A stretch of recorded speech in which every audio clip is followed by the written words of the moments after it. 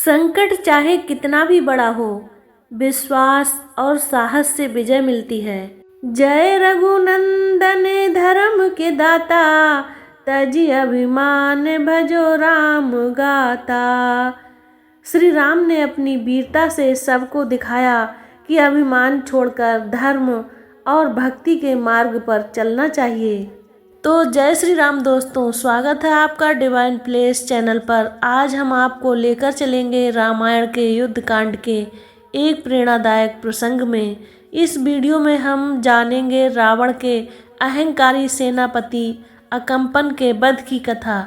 यह कहानी केवल वीरता और साहस की नहीं है, बल्कि यह धर्म, सत्य और अधर्म के संघर्ष की भी प्रतीक है।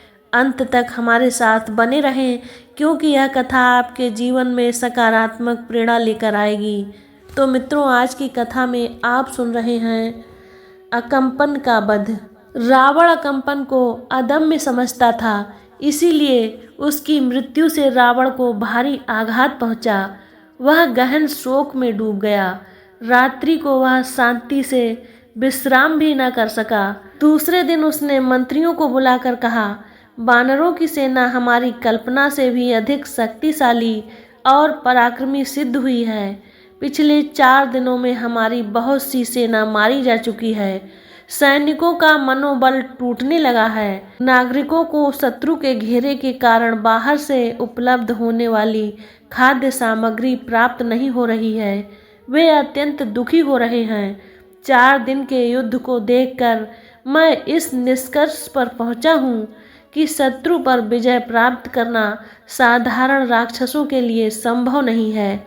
इसीलिए हे वीर प्रहस्त, मुझे ऐसा प्रतीत होता है कि शत्रु को परास्त करने के लिए कुंभकर्ण को, मेघनाद को, तुम्हें अथवा मुझे ही आगे आना पड़ेगा।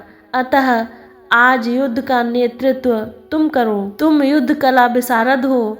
ये वानर चंचल और वीर तो हैं, परंतु प्रशिक्षित नहीं हैं। तुम युद्ध नीति से उन पर विजय प्राप्त कर सकते हो। इसीलिए हे वीर, तुम शीघ्र जाकर राम लक्ष्मण सहित समस्त शत्रुओं का संहार कर मुझे निश्चिंत करो।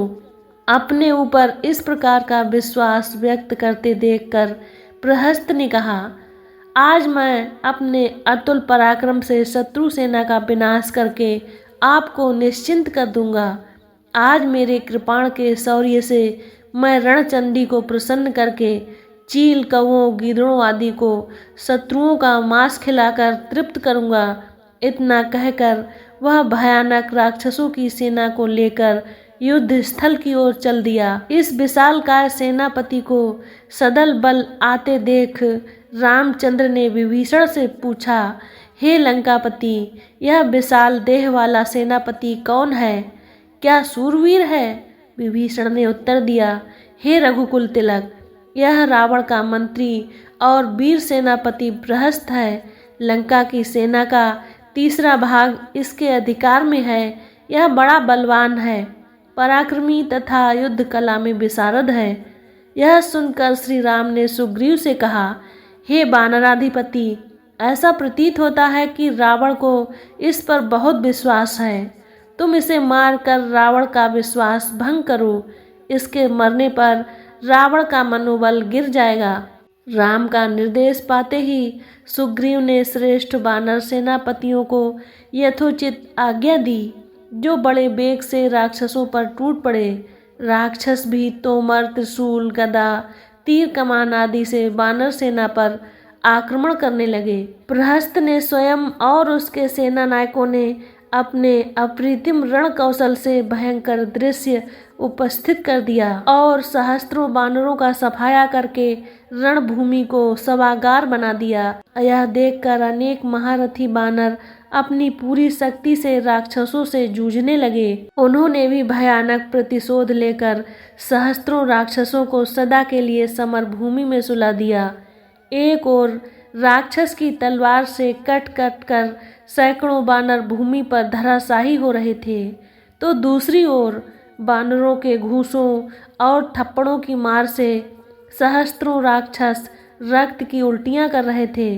कभी वीरों की गर्जना से भूमि कांप उठती और कभी आहतों से चित्कार से आकाश थर्रा उठता।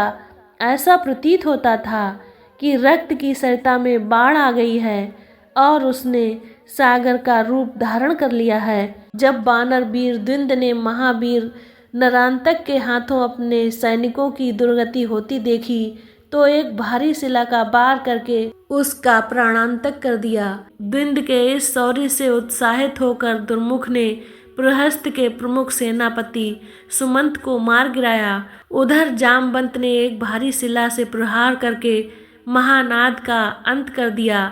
फिर तारा नामक वानर ने अपने नाखूनों से कम्भानु का पेट चीरकर उसे यमलोक भेज दिया। कुछ ही क्षणों में इन 4 सेना नायकों को मरते देखकर प्रहस्त ने क्रोध करके चारों दिशाओं में बाण छोड़ने आरंभ कर दिए। इस आकस्मिक आक्रमण से अत्यधिक क्रुद्ध होकर वानर सेना अपने प्राणों का मोह छोड़कर शत्रुओं पर पिल पड़ी। उधर सेनापति नील पर्वत का एक टीला उठाकर प्रहस्त को मारने के लिए दौड़ा। मार्ग में ही प्रहस्त ने अपने बाणों से उस टीले की धज्जियां उड़ा दी। इस पर नील ने एक दूसरा टीला उठाकर उसके रथ पर दे मारा, जिससे उसका रथ टूट गया और घोड़े मर गए। रथ के टूटते ही प्रहस्त हाथ में मूसल लेकर नील को मारने के लिए दौड़ा। नील भी कम न था, दोनों परस्पर भिड़ गए। अवसर पाकर प्रहस्त ने मूसल नील के सिर पर दे मारा, जिससे उसका सिर फट गया और रक्त बहने लगा। इससे नील को और क्रोध आ गया। उसने फुर्ती से एक शिला उठाकर प्रहस्त के सिर पर पूरे बेग से दे मारा, जिससे उसका सिर चूर चूर हो गया और वह मर गया। प्रहस्त के मरते ही उसकी सेना ने पलायन कर दिया। तो मित्रों, आज की कथा को यहीं पर विराम देते हैं। अब आइए कुछ अनमोल वचनों को सुनते हैं। बानर दल बल अतुलित देखी, अकंपन कपि बल को हो सहे की। जब अकंपन ने बानर सेना का अप्रियतम बल देखा तो उसका घमंड टूट गया और वह अपनी पराजय को टाल न सका। असुर मारे सब खल संहारे, धर्म पथ के बाधक संहारे। भगवान श्री राम ने अधर्म का अन्याय का नाश करते हुए अपने धर्म और सत्य के मार्ग को प्रशस्त किया। जय रघुनंदन धर्म के धाता, तजी अभिमान भजो राम गाता। भगवान श्री राम ने अपनी वीरता से सबको सिखाया कि अभिमान छोड़कर धर्म और भक्ति के मार्ग पर चलना चाहिए। अहंकार का नाश निश्चित है, धर्म और सत्य की ही विजय होती है। ईश्वर के मार्ग पर चलने वाले को कोई शक्ति हरा नहीं सकती। चाहे संकट कितना भी बड़ा हो, विश्वास और साहस से विजय मिलती है।